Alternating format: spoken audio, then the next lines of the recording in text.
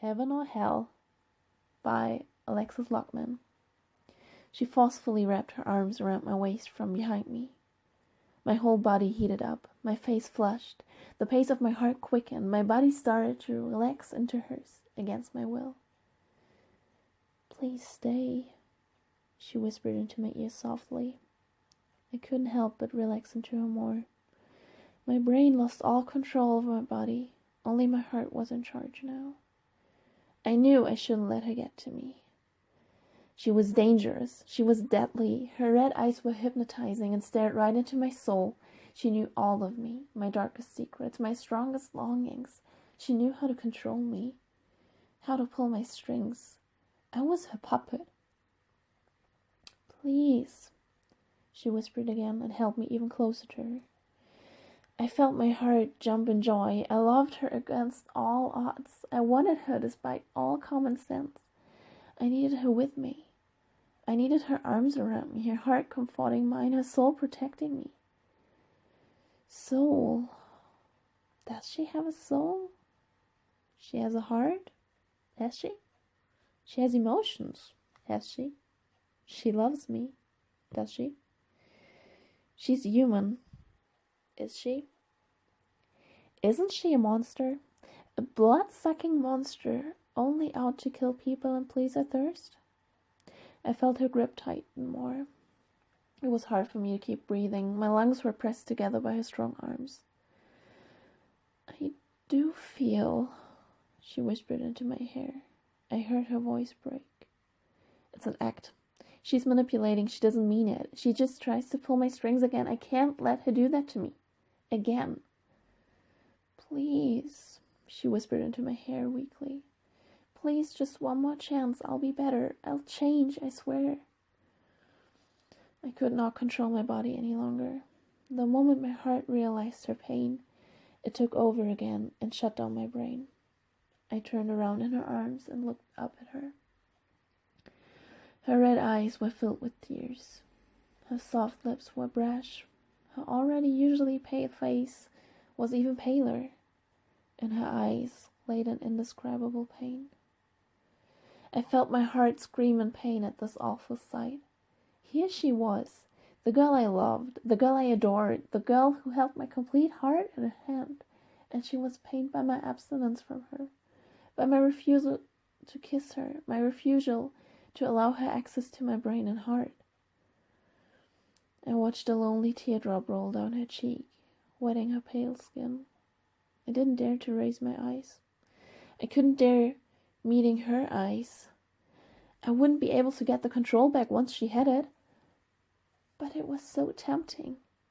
Just giving all control to her. Just letting her think for me. Letting her do anything with my life, body, and heart she wanted. It was such a huge temptation. All I had to do was look into her eyes and allow myself to drown. And then, once I would wake up again, I would be a puppet, a slave. I wouldn't have to worry no more. She would live my life for me. Slowly, I raised my eyes. But just when I was about to meet her eyes, I felt a force pull me to the ground. I crashed into it, my shoulder first. My eyes closed while the fall, and when I opened them again, I only saw black. I panicked, but soon I heard a comforting voice whispering comforting words into my ear. I knew the voice. It was soft, with a little bit of roughness. If it had been a food, it would have tasted like brown sugar, with a little bit of bitter citron. Flowed like white, soft milk cream, and sounded like the way it sounds when you slap a metal spoon against a plastic ball filled with creamy duff. I was lost in the sound of this heavenly voice. I was drowning in it, but I didn't mind. I was drowning without feeling pain, without feeling the oxygen. I could drown in this voice, feeling like I was laying in the shadow of a green, huge nut tree on a warm spring morning, with the sun still standing low, but high enough to fill everything with light and pure bliss. "Remember me," the sugar-sweet voice whispered desperately. The desperation in her voice tasted like a burnt chestnut. It didn't fit there. I wanted to remove it to give the voice its original taste back. I tried to remember where I knew the voice from. I tried to give the voice a face, a name, characteristics. "You're gentle," I whispered. That was the only characteristic I knew about this strange heavenly creature. I heard her laugh, a weak laugh. The sound of the most expensive violin played one Aeolian mode too high, making the whole masterpiece sound wrong. "That's what you love about me the most," the voice whispered. That was Merborn chestnut. Too much burnt chestnut. It made the taste too bitter. "I love you," I whispered before I could think about if it was actually good to say it out loud. The voice was quiet. I only heard a rapid breath, short, quick breaths, then a sob. I instantly drowned in the sob, but this time I did mind. This sob was a strong force pulling me underwater, deep, deeper, always deeper. The force left me no chance to get back up, and I felt water fill my lungs, slowly killing me. As soon as the sob was out, it was already gone again, and I was back over water. Though my heart screamed in pain because it did know whoever it was, who this heavenly voice belonged to, was in pain because of me, that I was supposed to love this person. "Leave her alone," the dangerous voice screamed. It sounded like the devil itself. It was rough, but at the same time so gentle. Deadly, but at the same time something I needed to stay alive. Tasted like sugar and pepper, chocolate and chili, making you addicted but at the same time hated, and you can't get away from it. "Thou have gone too far, Farah," the milky honey voice said calmly from behind me. Farah, my deadly keeper." "Farah," I mumbled. I instantly felt the presence in front of me. The presence of the sugar voice was gone. I tried to open my eyes, but I couldn't. A soft but strict force was keeping me from it. "Take me back. Let me back in, princess," Farah whispered. She sounded like a snake. I heard the poison in her voice, tasted its bitter and deadly taste. I shook my head just a tiny bit, and the honey voice's presence was instantly back, wrapping a sound around me, holding me strong and secure in its cotton-like softness. "Remember me, love," the sweet voice whispered in my head. "Tell me your name," I said out loud into the endless universe that was my mind and consciousness.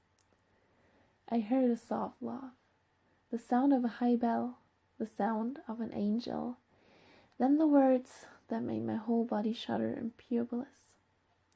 "Suya." "Suya," I whispered. She removed her hands from my eyes. I was just about to turn around to look at her when she gripped my shoulders tightly and whispered, "Face ahead. Don't look at me just yet. Look at what we were. Look at what happened." I looked at the huge bright park in front of me. The sun was standing high and filled everything in a golden shimmer. The grass was green and cut back. I saw a bird fly by. It was a yellow, bright, shining bird. It just sat on a huge tree and looked down at the grass. I followed the line of its sight. There I saw a couple. 2 girls. I couldn't make out any details. They were blurry, only shadows of the past. They were laying on the ground. One girl's head was laying on the other girl's chest. They were holding hands, laughing. The sound of their laughter was the perfect match of sweet and sour. There was no bitterness. I realized the sweet voice to be Suya's. "Was that us?" I whispered, but Suya stayed quiet and motioned for me to keep looking at the scene in front of us. The girls kept laughing when a black bird flew by and bit the yellow bird. The laughter instantly stopped and the couple started fighting. The taste of the burnt chestnut was back when the Suya-like voice cried for the other girl to stay with her and not give up on their relationship, but the other girl turned around and walked towards the tree. Only now I realized another girl in the scene. She was leaning against the tree and catched the sour-voiced girl when she was walking by. She stared into her eyes, and strings started to grow out of the sour-voiced girl's body parts. She did not realize the thing when the dark-seeming girl pulled her strings to make her shoot at the yellow bird, make her kiss her, make her say anything she wanted her to say. The girl, I supposed was Suya, tried to cut the strings, tried to get her loved one back, but the dark-seeming girl was quicker and made the puppet fight against Suya. Suya ran away, hid from the puppet and its master. Then wings grew out from her back and she flew away. Days went by and Suya was still gone, but the puppet did not realize it. She had lost her mind, was unconscious. It was only when the dark girl bit her neck and sucked her blood that the puppet realized what was happening. She cut some of the strings, but her master tried to pull her back. That was when Suya came back and pulled the puppet into her embrace. Then it all stopped. I only saw white in front of me. I only heard silence, but I felt so damn much. I felt Suya's grip. I felt my heart cry in pain and desperation. I felt my head feel heavy and the blood be pumped through it. Minutes went by until Suya finally said, "Do you remember?" "What are you?" I whispered, still staring ahead. I heard her sigh.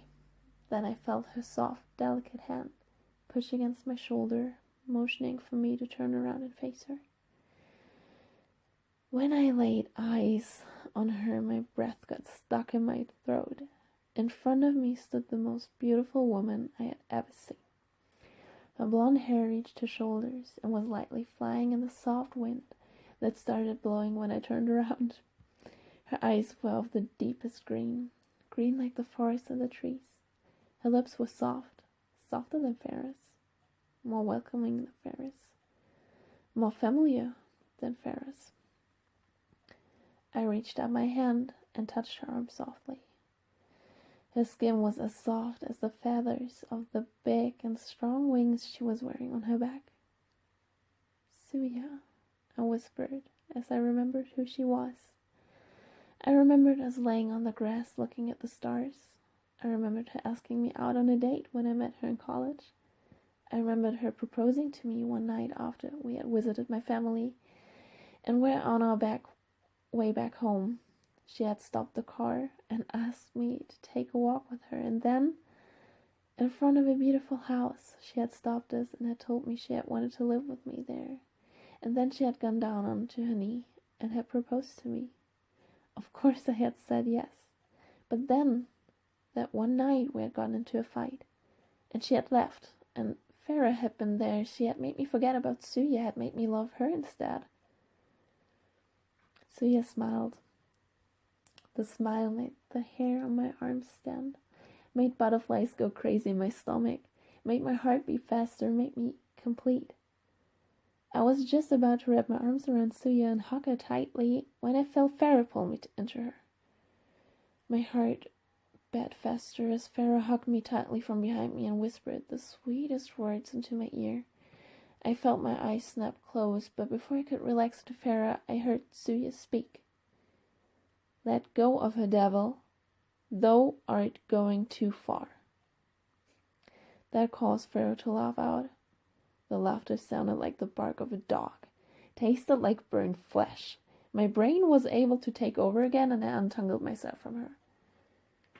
"She knows that she belongs to me, sister," Farah said and tried to pull me back into her, but I ran to Suya. She hugged me tightly and rubbed my back as she sensed my fear. It was then that I realized for the first time who Farah truly was. I saw the sharp teeth in her mouth, the pale skin and the red eyes and hair, the blood on her brushed lips. She has never loved me. She has never been human. She has never been good. She has always been deadly, selfish, manipulating, dangerous. Dangerous like a snake. Snake-like teeth in her mouth with which she had bitten my neck. I reached out for Suya's hand and squeezed it tightly. I saw her smile at me, and then she pushed me behind her and took a step towards Farah. Farah glared at her, but Suya just raised her hand, showed her palm to the devil in front of her, and said loudly, "Though my sister have lost this fight, as she has chosen me, therefore thou shalt go back to where thou came from. Thou shalt never lay hand on my wife again." Her serious face showed a smile when she said her very last words in the sweetest mocking voice she could offer to the lost vampire. "Now go back to hell, sister." The ground split into two, and Farah was sucked in, the blackbird with her. Then the ground closed again. Suya turned around and walked over to me, the yellow shining bird following her. I saw the wings on her back disappear again as she became human again. Became my Suya, my girlfriend, my fiancée, the girl of my dreams. She laid her palm on my cheek softly, making me smile in pure joy, and whispered, "Now let's get married."